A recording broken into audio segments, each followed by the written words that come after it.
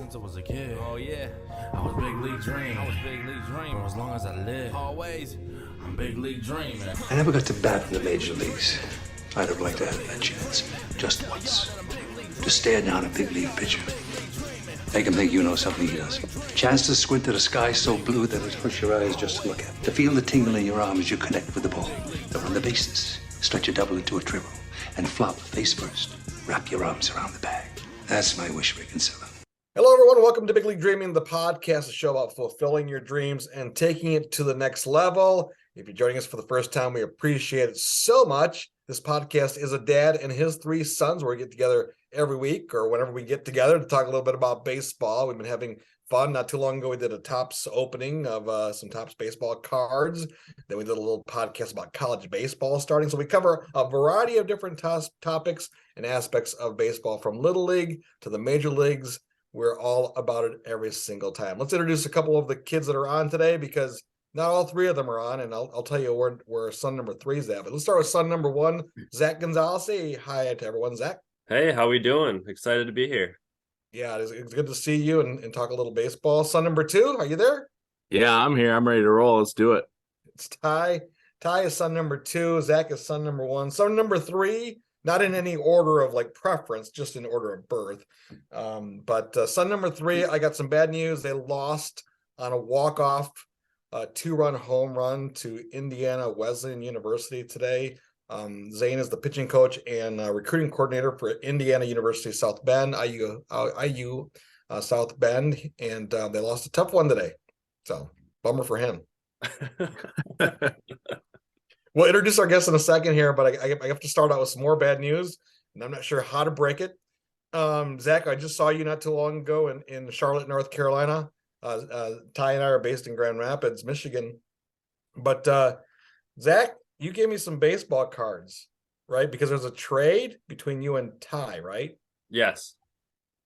And I had them in a safe spot. What happened?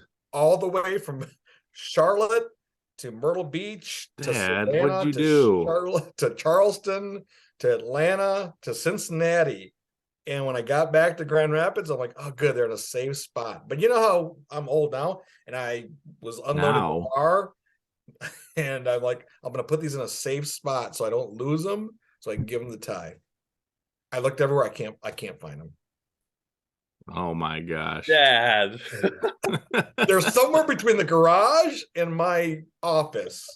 Or a hotel. No, they made it to Grand Rapids, so they're here. But you know how you put stuff in a special spot just to kind of like, so you don't lose it? Oh gosh. I should have never shipped them like I did for the first trade, Ty. Yep. I will find them. I will find them. We'll find those baseball cards somewhere. Or at least I wouldn't be in trouble. So, all right, let's get to our guest right away. Ty shaking his head. Let's get to our guest. Zach, go ahead and introduce our guest, because we're excited to talk a little baseball. I don't know if I want to talk about the Twins too much, but that's okay. Yes, our guest today, my good friend John Vittas. I know John back from my Myrtle Beach days, where he was one of the broadcasters for the team with Scott Kornberg.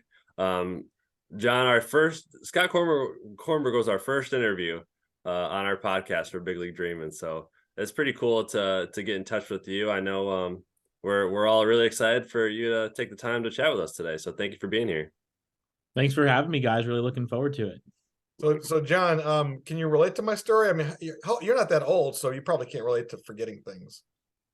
I think we all have our moments. A lot going on in all of our world, so it happens. It does happen. So you are. It sounds like it's going to turn up though if they're somewhere on your property. They're somewhere here. They're not lost in a hotel room in Cincinnati or something like that. They're here somewhere. But you're with the Mighty Mussels, right? Yep, low A affiliate of the Minnesota Twins. So going into my 3rd year with them, full time doing some sales in the off season, and media relations, of course, goes with the broadcasting hat in the minors. And before that, I was in the Rays organization for almost 4 years, and then the year before that was with Zach down in Myrtle Beach. Yeah, well, as you heard, the show is about. It's called Big League Dreaming, where we just talk to different people, broadcasters, players, people in the industry about, how they got to where they're at, and maybe they can impart some wisdom or share some tips or ideas. But I mean, were you like, let's get your background real quick here before Ty yells at me about the baseball cards. Where you from originally, and did you have major league aspirations? Were you a right-handed pitcher that throwing in the mid 90s and just didn't make it? No, not quite mid 90s. I was a position player through high school. Played through varsity infield and catcher. So loved calling pitches. My coaches were nice enough to let me call pitches, so I felt like my brain was probably my best tool.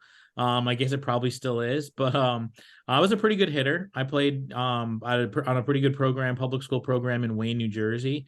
We went to the county finals a couple times, won one championship, and we always had a really good record. So it was a tough team to crack the lineup for, but I finally got that starting spot my senior year and had a blast. Some of my best friends were on that team, and really up until my junior or senior year of high school, my goal was to play baseball either in college or in the pros. But there was a TV production program at my high school, and I took the class as like an elective my freshman year. And the teacher of that class was a big sports fan. He had worked in TV production as a freelancer in the sports world, and wanted me to get involved with their production of the football and basketball games at my high school. So that's kind of how I got into it. He just kind of twisted my arm and had me come call some basketball games when I was in high school. And by the time I was a junior, I was doing like all the football games and got really into it. So I didn't know what else I wanted to do in college, so pursued it, and ended up in Maryland with Scott, who Zach mentioned earlier. That's that's great. I love that story. Just you find another passion while playing a sport, thinking that's what you want to do, right? And you find out you have some talent to do your thing. All right, Ty, do you have any questions for John before you yell at me about the baseball cards? Yeah. So you kind of you said you kind of got thrown into it. Were you kind of like timid at all your first time calling a game, or did you just jump right into it? And after your first time calling a game, you were like, all right, I'm about this. Let's go. Yeah, I was a little timid. The first game I did was a basketball game, and I was with two seniors who had been doing it for a few years, and they both were passionate about it and wanted to go to college for it. So I was kind of like the third wheel and didn't exactly know when to jump in, if I knew the game well enough, or at least knew the team as well as they did. So the first few games, I was definitely kind of walking on eggshells, not trying to mess up their chemistry and get in the way. But they were super encouraging and inviting, and like wanted me to keep coming back to join them. So they kind of passed the reins on to me when they graduated. And then as sophomore and junior, I started kind of taking the lead as the play-by-play person for those basketball and football games. And those were really the only sports I did until I got to college. Because then at Maryland, I mean, we had 20 or so college teams and the student radio did most of them. So got to do like lacrosse and soccer and wrestling, gymnastics, all kinds of stuff that I really didn't know that well, but that was part of the learning process, was to do some research, talk to the coaches, figure out how to do it in a professional way. And then my senior year, the Big Ten Network came in and overhauled the equipment, started paying us to work games, and that's where it really took off. My senior year, I was more of a broadcaster than a student. Just kind of got by with B's and focused on the broadcasting, and that really is what set me up well to get a couple of pretty cool jobs after college. I can certainly relate to that. Being a journalist in college, sports journalist, and my first sport I covered as a freshman at Central Michigan University was women's field hockey. So never even knew there was a women's field hockey team, game, whatever, when you're from a little town in Michigan, right? And I'm like, what is this sport? And what is a sweeper? And what do they do? Yeah. But all 4 years at Maryland, my apartment was really close to the field hockey and women's lacrosse complex. So I ended up doing the play-by-play for those two teams, I think my last 3 years. So I saw a lot of Big Ten field hockey. I wouldn't even begin to know how to cover or to even call a women's field hockey game, You kind of call it like a basketball game. And the hard part is there's so many players that are on and off the field. So, and same with soccer, a lot of memorization of numbers, and learning the visiting team is always like a crash course, and you just kind of do your best and hope it all sounds okay. Zach, do you have any good John stories from Myrtle Beach? Oh, putting me on the spot. I don't know. I feel like him and Kornberg were always just 1-2 punch everywhere they went. Like they're always together. I always remember that. But that was such a fun summer, having those two around every single day, getting to talk to them about players, prospects on the other teams, because they have to study all that stuff and know that stuff for the game. So really cool to hear all that. John, I want to ask you about, like, because we might have some listeners that might want to get into broadcasting one day. I guess kind of what was your transition like going from college into minor league baseball? Because there's only so many teams, right? There's only so many jobs. It's a really tough industry to break into. Was it you had a good winter meetings? Like, how did it all unfold for you? Well, you mentioned Scott with Myrtle Beach. He's really the one I owe my career to, because he gave me a chance to be his assistant in Myrtle Beach. So if it wasn't for him, I don't know if I would ever have been in minor league baseball. My first job out of college was with MLB Network doing stats and graphics. And that was a little bit easier to get. It was still, quite a process, but they hire several college grads every year. And I was freelance, but it was pretty good pay, especially for a college kid. But that was really cool because I got to be at the studios and see caucus and sit, in meetings with Hall of Famers and hear their stories and try and not get in the way and just really observe. And I learned so much there. I was there for about 9 months. And I felt like I learned years worth of information from being around those people. And then, about 6 months in, I was getting tired of being in a cold, dark studio every day, even though my job was baseball, which was awesome. I wanted to get back into stadiums and see games live. So was just kind of reaching out to a lot of different minor league teams and got a lot of no responses, a lot of no's. We don't have any positions. And luckily, Scott opened a door for me. And then after that, it's a seasonal position. So you only have the job for 6 months. And then as soon as that was over, I reached out to even more teams, and having an affiliated team on my resume definitely helped, because I got a handful of interviews after that, and was lucky enough to get a full-time job with the Tampa Bay Rays spring training complex down in Port Charlotte, Florida. I don't know if you guys have ever been there, but it is quite a place. And I spent 3.5 years there before the pandemic hit. So yeah, that was kind of the progression to get from college kid to professional, full-time affiliated play-by-play guy. There's a lot of guys out there and women that don't get that fortunate, that don't catch those multiple breaks to become a full-time minor league broadcaster. I mean, a lot of teams don't even have a single full-time broadcaster. They do seasonal or game day hourly positions. So fortunately, the last 2 teams I worked for were willing to use me for a variety of different tasks where I was able to make a salary and make ends meet. Well, John, I know for sure we want to talk about some prospects. Obviously, me being a Tigers fan, wants to hear your perspective on what's happening at the major league level and who are the players to watch coming up through the Twins system. I know you did some articles that are going to be in the or are in the program, right, for the Twins this spring.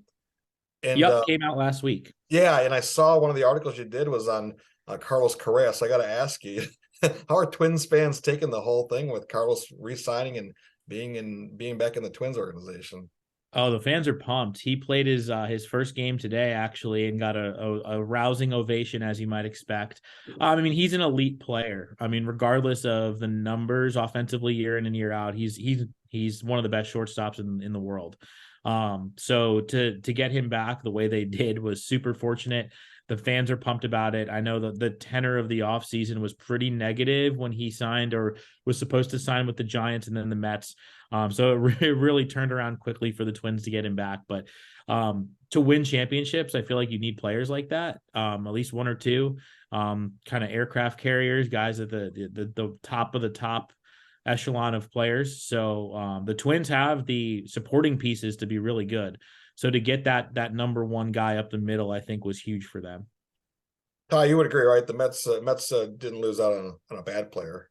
No, not at all. I mean, Carlos Correa is unbelievable. I wish he would have ended up on the Mets. It would have been crazy having him and Lindor, but I mean, that's how it goes sometimes. But transitioning, I want to quickly touch back on what you said earlier, John, about your MLB Network days.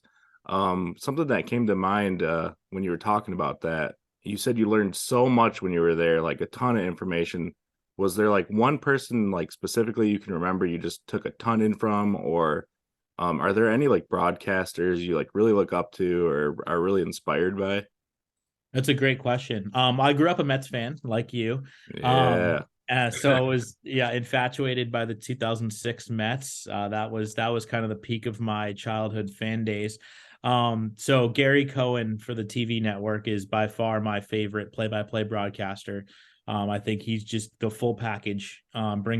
Brings everything together for that broadcast. Love Howie Rose on the radio side too, for sure. He's phenomenal.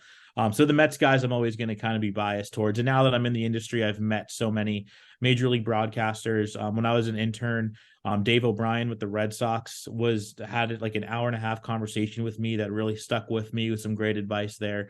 MLB Network though was a whole nother ball game because it was every day I would show up and I was on the live side of the production, which means I was in the meetings for the live shows. There was a creative side to our graphics department and then a live side. So I was one of 10 people in a conference room every day, with 4 of the 10 being the guys on the show. So I got a really cool kind of backstage pass to hearing what those guys had to say. So I mean, I learned from everybody there. But the show that I was on towards the last 3 or 4 months I was there was definitely where I learned the most, and that was MLB Now with Brian Kenny.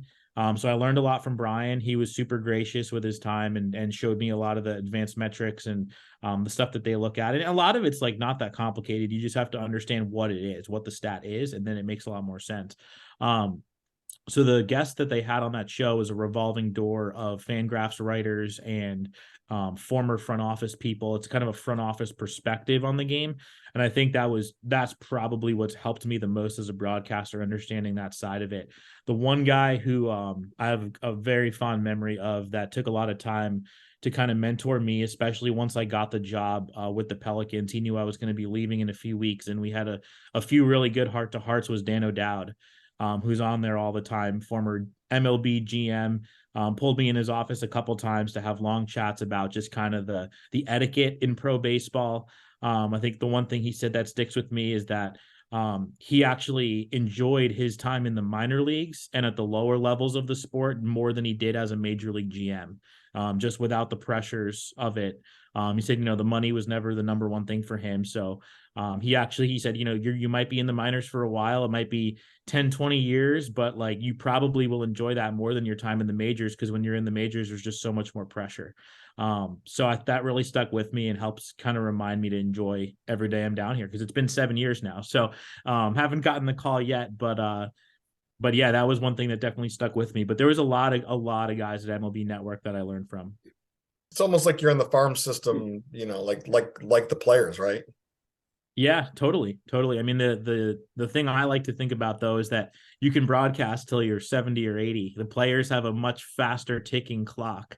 So while a lot of my fellow minor league players have gone up to the show, they're limited in how long they can play. So once you get there, as long as you do a good job, you can stay for a long time. So yeah, I think my window hopefully is still very much open.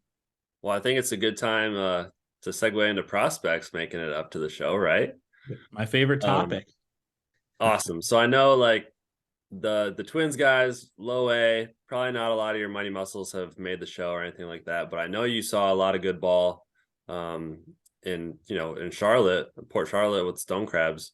So who are some awesome guys you saw either with the Stone Crabs or that they played against, who are in the show now? Anybody, guys you got to talk to that were just really cool that you stay connected with or anything like that? Yeah, I can give you a list, and you guys can ask follow-ups or kind of go whatever direction you want with it. But my first year, I've always had really good shortstops. I mean, I think that's kind of a staple in the minor leagues. Like, the best players, best athletes usually start there. So my first year was Jay Cronenworth was our everyday shortstop. The next year was Lucius Fox and then Taylor Walls, who's in the big leagues. And then 2019 was Wander Franco. And then 2021, we had some really good guys, Keone Cavaco, who's a first rounder, and then Noah Miller this past year. So the list of shortstops is pretty solid. Zach, when we were in Myrtle, we had Gleyber Torres. So the list of shortstops we've had is pretty awesome. The teams I had with the Rays were actually, you might be surprised, but better offensively than they were pitching wise until my last year there. So we had Brandon Lau my first year, who was league MVP, just put on a show. Took a little longer for him to get called up, so he ended up putting together an incredible set of numbers in the Florida State League, which is a very pitcher-friendly league I've learned over the years. We had the pitching staff we had in 2019 was off the charts. We had Shane McClanahan and Joe Ryan in the same rotation, with 4 or 5 other guys who've already made the big leagues. One of them was Brock Burke, who had a great season last year for the Rangers as a reliever. So it's cool to follow the progression. Obviously, like the list of opponents is even longer of guys that I've seen come through. The nice part is in the Florida State League, there's not a lot of media attention. So I'm usually able to just kind of waltz through clubhouses and interview guys on the other team that I think are fun.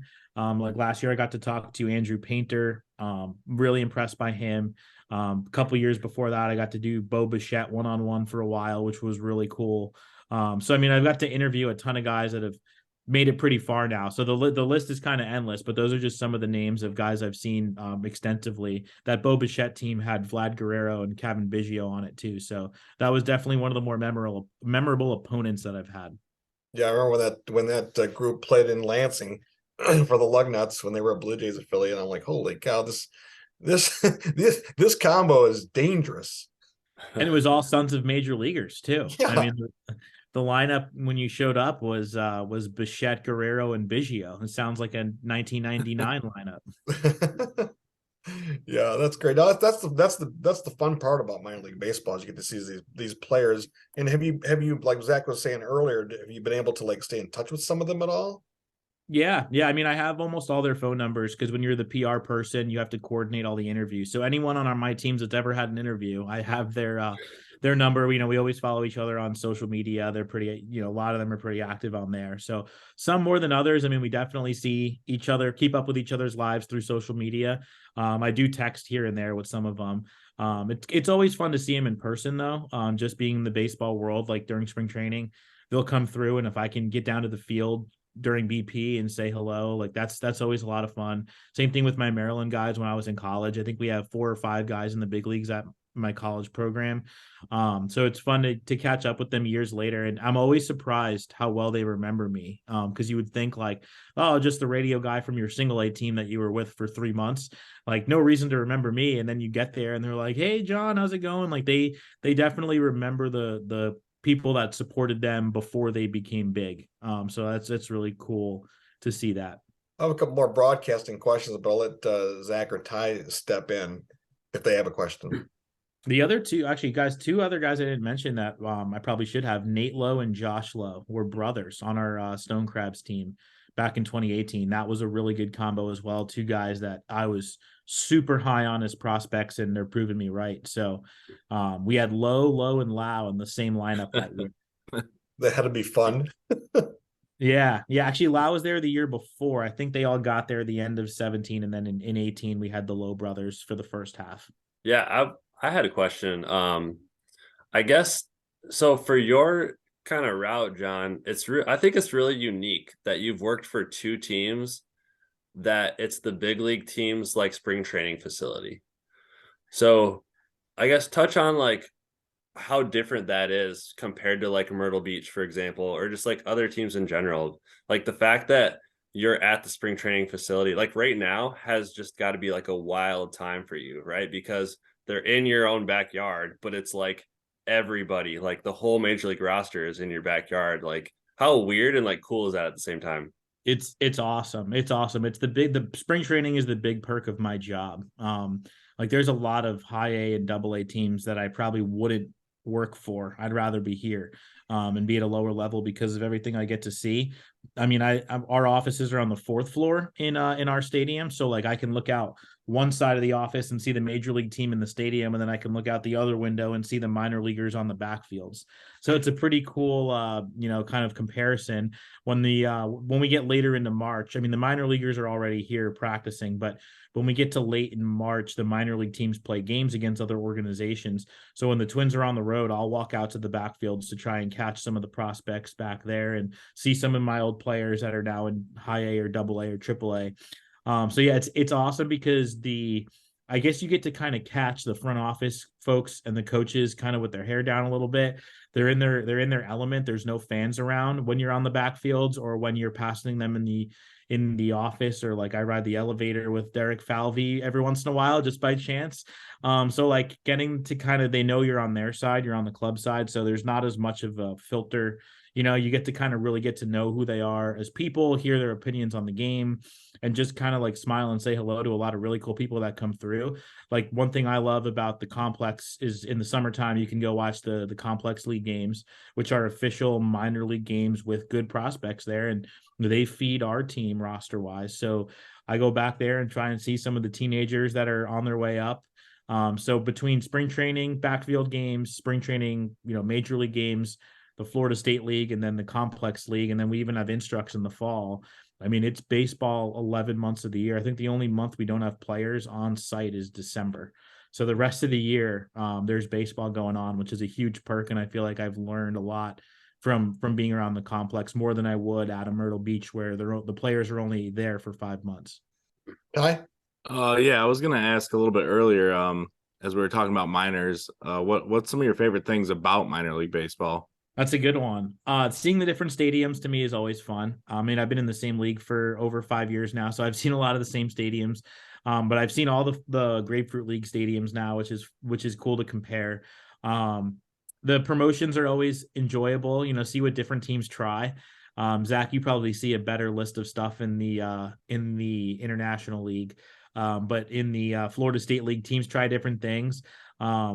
In our league, there's certain teams that do better than others. Like some teams do the bare minimum, other teams try harder. And I sell sponsorships with the Mussels too, so I'm always looking to see which companies are interacting with the teams and supporting them monetarily, and so that I enjoy like kind of the business side of it a little bit too.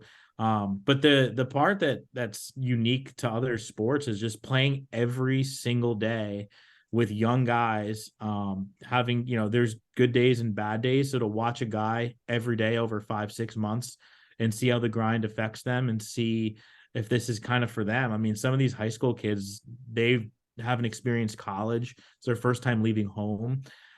So, you realize some guys can handle it, some guys can't. And the mental side and the kind of the resilience side of it is just as important as the physical skills a lot of the time.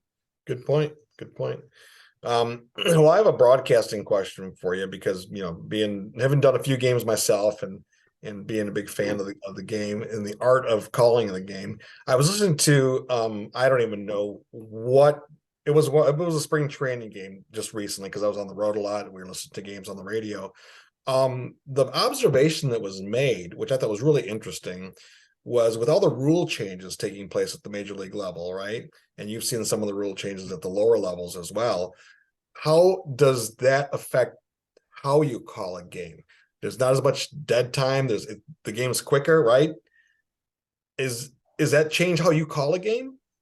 It's definitely easier to call a game with a pitch clock because it moves so much brisker.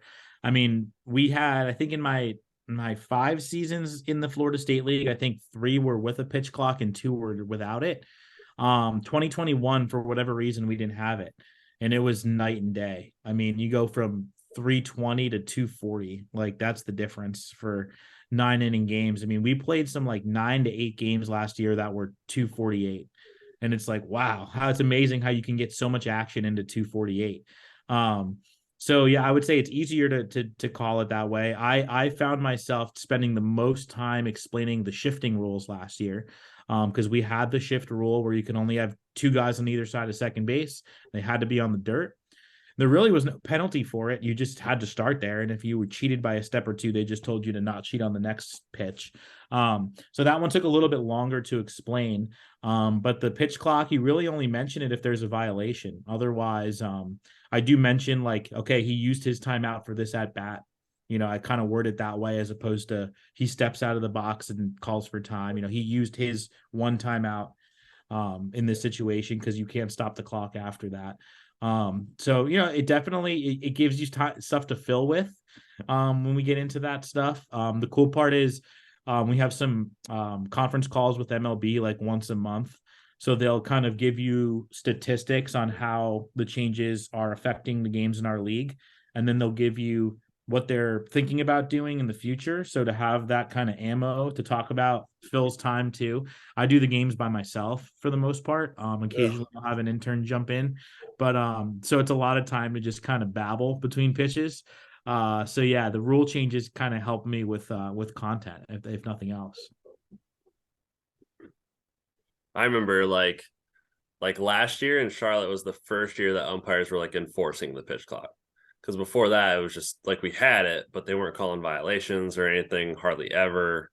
And I worked the pitch clock a little bit this last season. I was mostly doing scoreboard in Charlotte, but you know, I was just used to seeing the pitch clock every single day.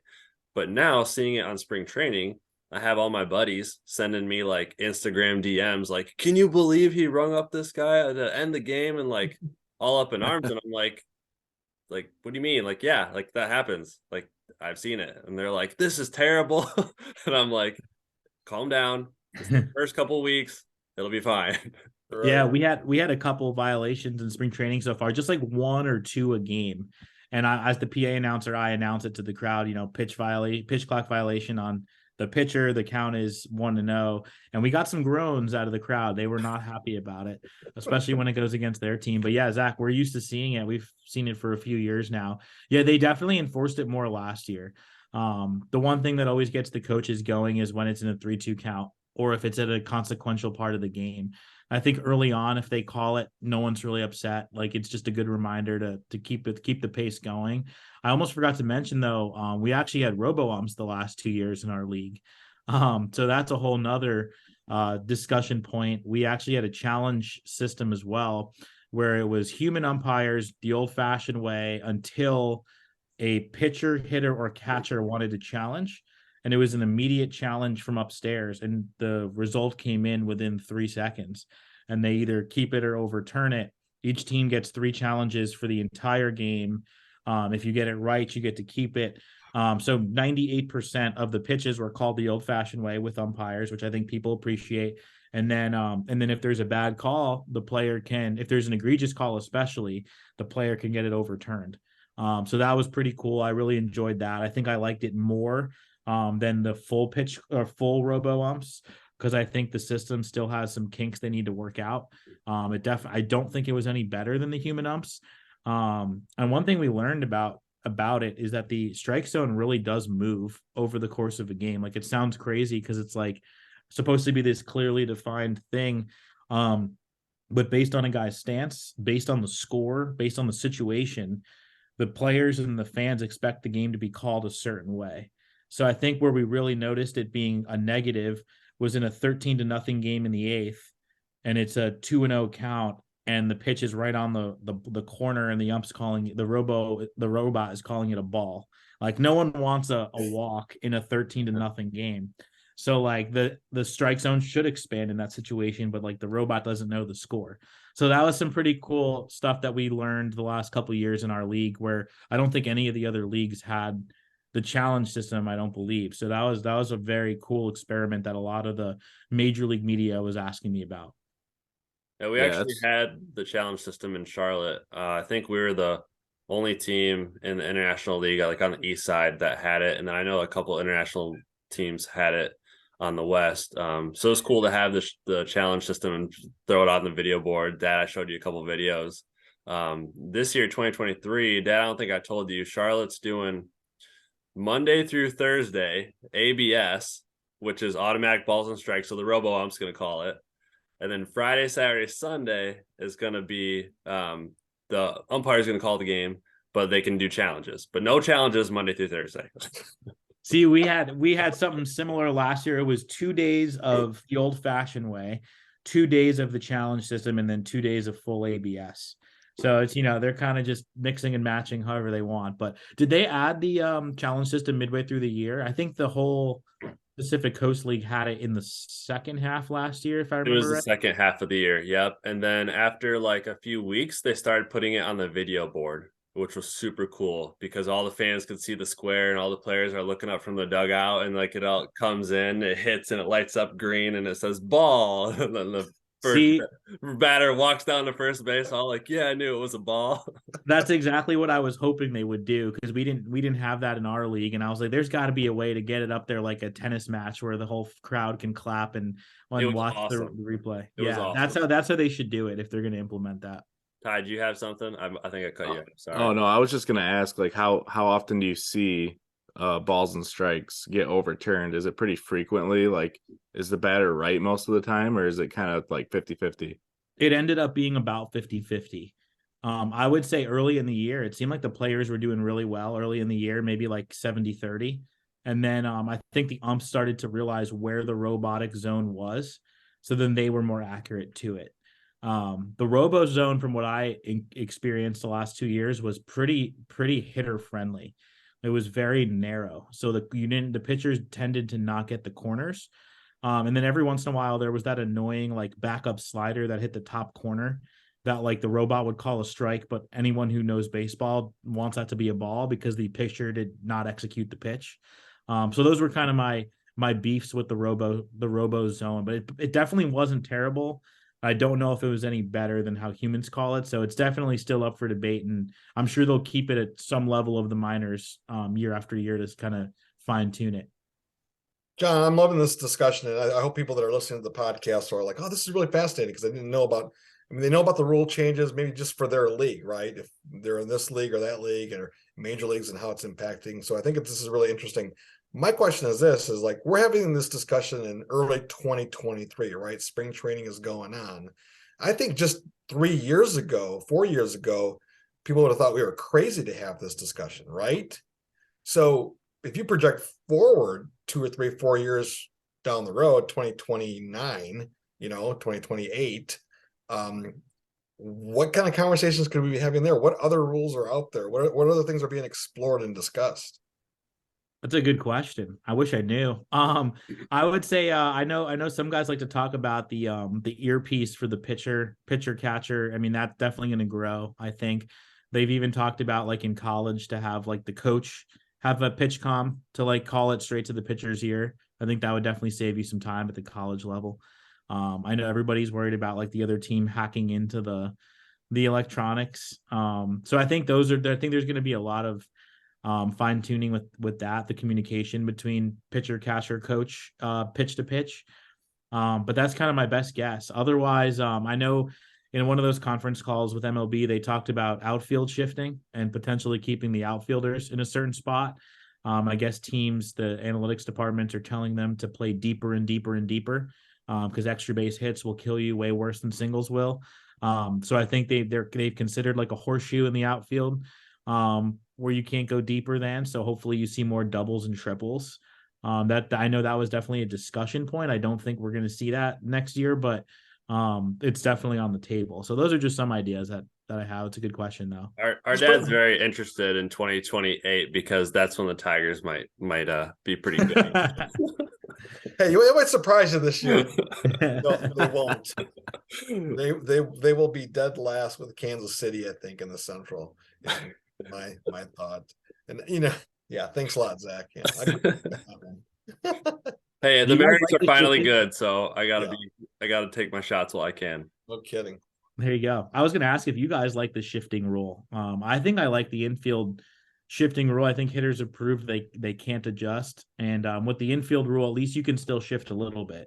So you're not totally like putting an X on the infield where the shortstop and second baseman have to stand. Like you can still slide them over to the base if that's where you want to put them. So I feel like it's a nice happy medium of still allowing a little bit of shifting, but helping the hitters, get the ball through the infield a little bit more often. Well, one of the things I find confusing is listening. I've been watching a lot of the minor league games already, hearing announcers, play-by-play guys, and color guys talking about, well, if there had been a shift, this is you're now starting to analyze the game as it was, as opposed to how it is again, right? Yeah, and I find a lot of the older, crustier color guys, and even the last few years, being like, "Oh, well, in my day, it used to be like this," or like if they did this, if they change the rule next year, it would take away this great play. So I kind of am sick of that. Like I think you just kind of have to be in the present. Like to me, it's like that's a good topic for like a podcast or a radio show.